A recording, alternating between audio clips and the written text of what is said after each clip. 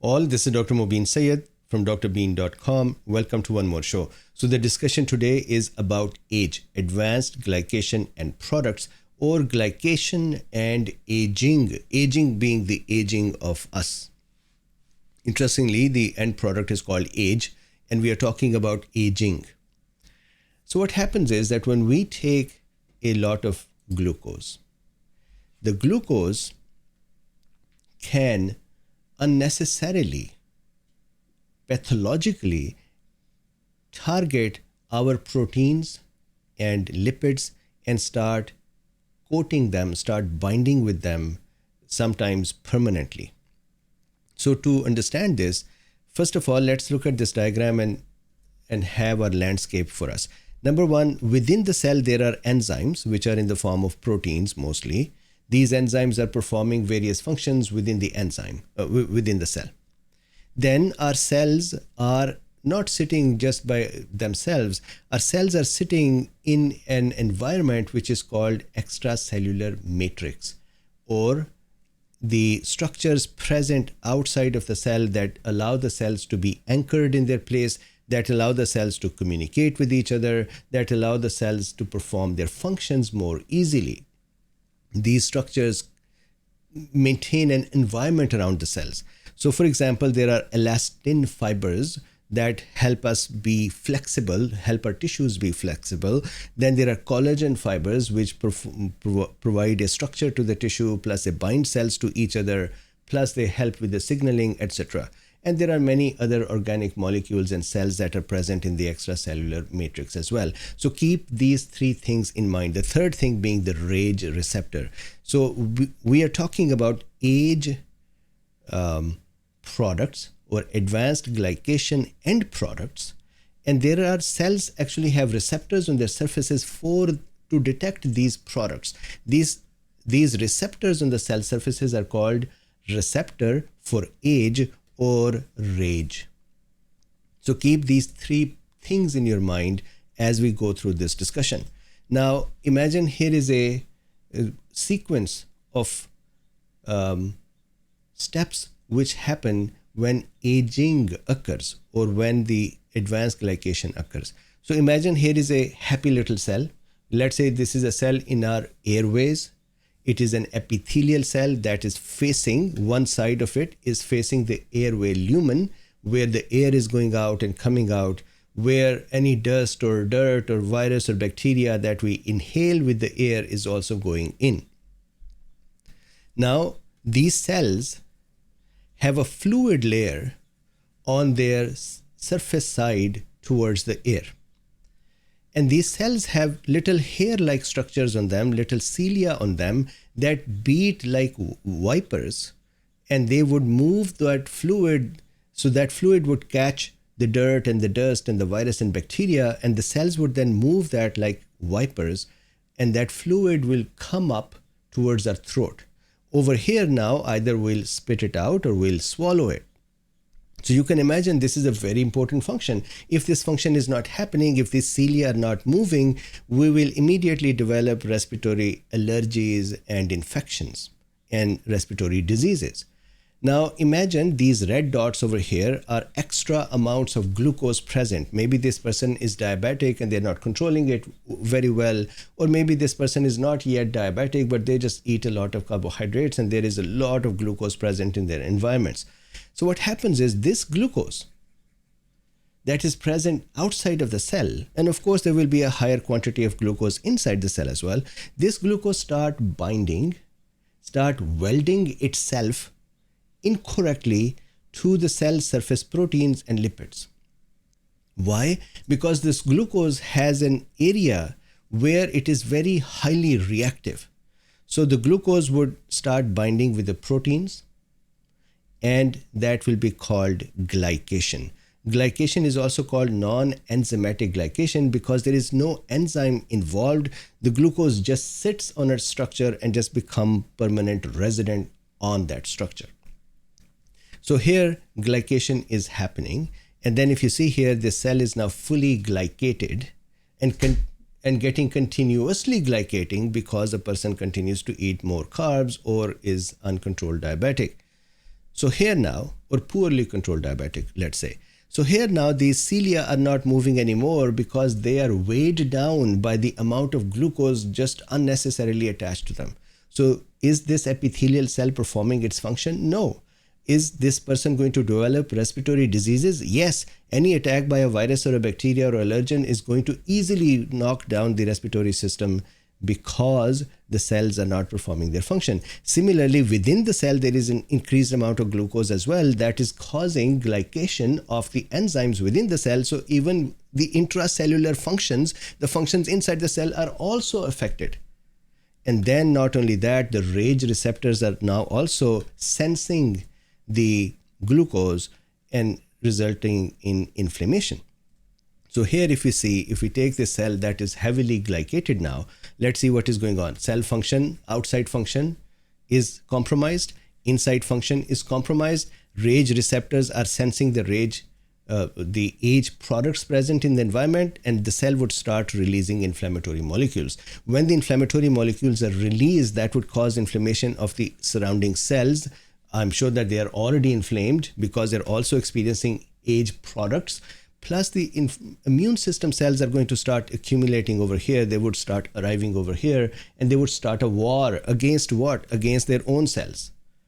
And now the cell damage and inflammation is happening. So if this glycation, of course, when the glycation is occurring, glucose is not only increased in the respiratory system, it is increased everywhere in the body. So all body tissues are glycated to various extents, and they're all inflamed. We now have a generalized inflammation. So the best thing that can happen is that if this glucose can go away, and it can go away, first, our body does not have any mechanism to remove glycation products, to remove this glucose, to shake it off. There is nothing, no enzyme present in our body. So how do we shake it off? There are certain drugs that were discovered that could remove glycation end products. However, they themselves were quite had side effects. There is one herb which actually is working, and there are some clinical trials around that. I'll show you that. And then physical exercise is very important. And why is that important? Now let's talk about glycation and how does it happen so that we can understand how physical exercise would help. So let's see. Let's say that this is a cell as we had before, and this cell has a glucose product. There is a lot of glucose in the environment, high concentration of glucose. Glucose is very reactive when it is present that way. And imagine that this glucose molecule became attached to an amino acid on proteins. In the beginning, this attachment is weak. That means this glucose can be shaken off by exercises. Exercise would consume energy, and there will be not much energy to further stabilize this glucose attachment. Plus, exercise would pick up energy, and the reactive oxygen species will be used because antioxidants are produced, and that would also reduce the chances of the glycation. Imagine if this person does not have any anti-glycating products or is not exercising, then what would happen is that this temporary bond between glucose and a protein, this bond, by the way, is called Schiff base formation. So this is a Schiff base formed. The Schiff base will then become a little more stable, which is called Amadori product. The Amadori product is a little more tightly bound glucose to these lipids or proteins. It is a little more difficult now to shake it off. And then if the glucose stays there, there will be further modification and organization of the bonds between these two products, the protein or lipid and the glucose. And now we have advanced glycation end product or age formed. Remember, once the glucose gets attached to some protein or lipid, some structure, either the enzyme or outside of the cell, and if the advanced glycation end product has formed, that can never be removed now. So imagine inside the cell now. Let's say this was that little tractor that I made, and that has glucose attached to it. Now, if it has reached the point of becoming an age, that means this tractor, this enzyme is become disabled forever, and the glucose is attached to it, it is coating it, and this enzyme is just going to sit there. Can our cell recycle it? Our cell is not going to be able to recycle it until we do autophagy. The ubiquitination, the normal process of recycling the proteins, will not work because the cell cannot recognize what this protein is. It is covered by mud, glucose. So the cell will make a new enzyme that would perform this function, but the previous enzyme is now sitting there without getting recycled, and the cell is filled with trash. This trash is not going to go away unless we did autophagy. And this trash plus this outside trash that is attached to the cell is going to make the cell, number one, inflamed, and number two, it would cause cellular dysfunctions. Thirdly, as the RAGE receptors sense the glucose, advanced glycation end products, these would also cause inflammation. This cell is now permanently in a state of inflammation. You cannot beg to this cell to say, please stop being inflamed, unless you start doing exercises, you take some glycation neutralizing products, and then that can help with this. So this is the process by which this is one of the processes that causes aging in us. Why, for example, our collagen fibers are not working correctly, our elastic fibers are not working correctly, our tissues are becoming stiff now, our joints have started getting pains, our muscles are getting fatigued because of all of this trash accumulating in them, our muscles do not move easily. So the progressive rigidity and stiffness and deterioration of the tissue that is happening is the process of aging. At the same time, we start developing diabetes. One of the process in that is the age or glycations. Then we start developing obesity. Then we start developing respiratory diseases. We start developing musculoskeletal problems. The underlying mechanism, one of the important mechanism, is glycation. Of course, reactive oxygen species would also be produced because of the inflammation that is happening, which would cause further damage, and more inflammation would happen, and now we are stuck in an inflammatory state, all because we are eating a lot of carbohydrates, for example, or our body is not able to handle those carbohydrates that may not be a lot, but we are diabetic. Solution seems to be very simple. Number one, reduce the intake. Number two, do a lot of exercises. And number three, there can be herbs that can be useful. So that is the basic mechanism of glycation. Remember, cells can actually have glucose attached to their proteins or lipids which are needed. For example, cells have glycocalyces on them. For example, our endothelial cells are slippery on their surfaces. And how do they become slippery? Because they create glycation, they attach glucose to their proteins on the surface. That is called glycosylation. Glycosylation is a normal needed glucose attachment to various proteins and lipids. Glycosylation is healthy. It is needed. We're not talking about that. We are talking about glycation, where glucose is attaching to things unnecessarily, deteriorating those functions and those tissues. Now I want to go to a study to kind of present to you some of these ideas in that study as well. So this is drbeen.com. Please feel free to go to drbeen.com and see the plans and become a member there. There are hundreds and hundreds of medical lectures of similar quality. So here, this is a study, the role of glycation in the pathogenesis of aging and its prevention through herbal products and physical exercise. So here, advanced glycation end products are non-enzymatic modifications of proteins or lipids after exposure to sugars. Method, so they looked at various studies. Results, age, advanced glycation end products. Remember, glucose comes near a protein, forms a Schiff base, then the Schiff base becomes a little more stable. That is called Amadori product. Amadori product becomes further stabilized and permanent, and that is called age or advanced glycation end product. And it causes aging, or it contributes to aging. Age form in hyperglycemic conditions and or the natural process of aging. Numerous publications have demonstrated acceleration of the aging process by ages. Exogenous age, the advanced glycation end product present outside, for example, in our food. We can eat food, for example, fried food, that already contain age products that would go into our body and start attacking it and start causing destruction. Exogenous age in dietary food also trigger organ dysfunction and tissue aging. Various herbal supplements or regular physical exercise have beneficial effects on glycemic control and oxidative stress, with a consequent reduction of age accumulation during aging. Introduction. Aging is defined as a progressive loss of the efficiency of biochemical and physiological processes that occur until death. So slowly our biochemical processes start stalling and our physiological processes start stalling, and an important contributor to that is glycation. One theory is that the abnormal accumulation of biological waste products in the organism is responsible for organ or tissue senescence or aging. Glycation is a spontaneous non-enzymatic reaction of free reducing sugars with free amino acid groups of proteins, DNA, lipids to form amidori products.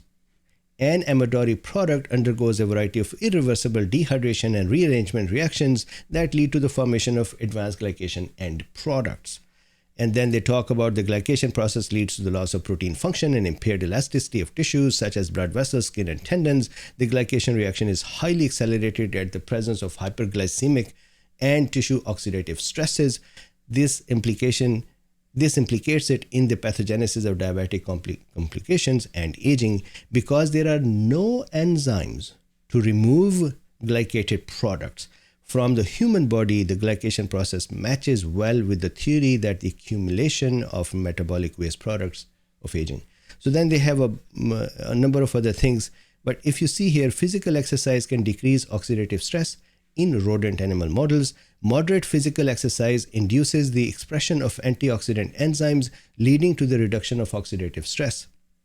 Therefore, physical exercise may be a powerful weapon against age formation and age-related aging processes. And you may have actually observed it as well, that the people who keep themselves active and they exercise, they age less and they stay healthier for longer.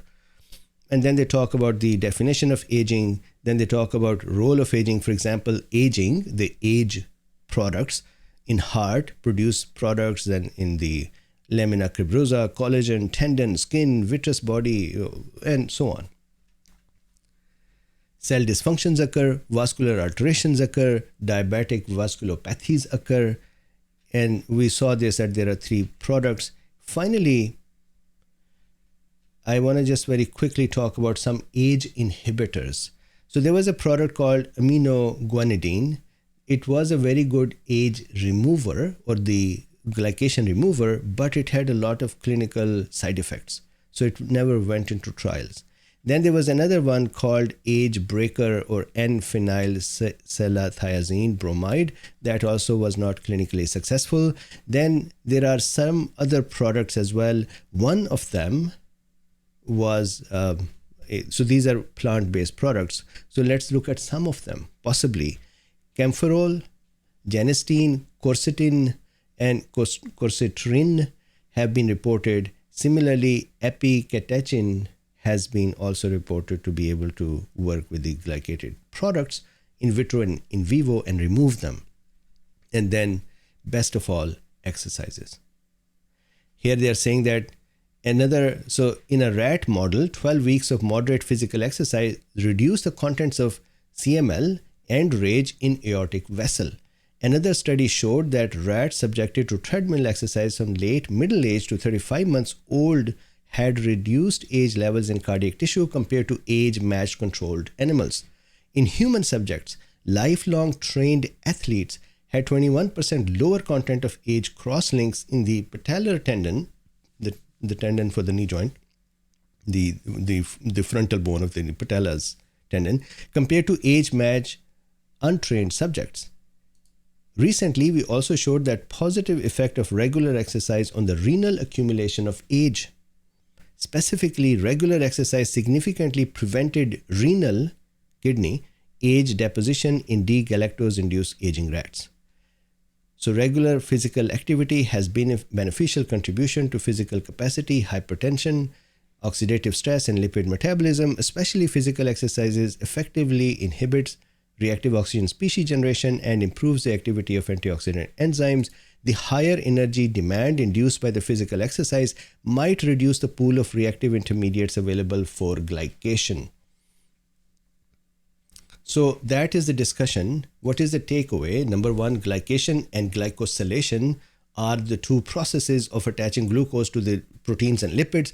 Glycosylation is a normal process. We need it. We don't want to stop it. Glycation is an abnormal process where without any enzymes help, the glucose just start attaching to various things and we cannot remove them once it becomes fixed and permanent. And that causes then the cell to have these three problems: external activity reduction, internal activity reduction, and because of rage, feeling about age, the cell starts becoming inflamed. There are not much products that can help it. Our body does not have any mechanism to remove age products from our cells. So we are in trouble. And as we go through our age, we keep accumulating more and more age products. So there can be products like camphoryls or quercetin that are supposed to help with that. Physical exercise is another one that helps with that. So with this, thank you very much for watching. Please like, subscribe, and share. There are links in the description where you can support it or become part of Drbeen or become part of our Patreon or Substack or YouTube. We do Wednesday 2 Zoom calls, one at 1 and one at 6, uncensored discussions of various medical topics, and that is available to all Patreon, Substack, and YouTube members, plus Drbeen members. So with this, thank you and see you again. Bye for now.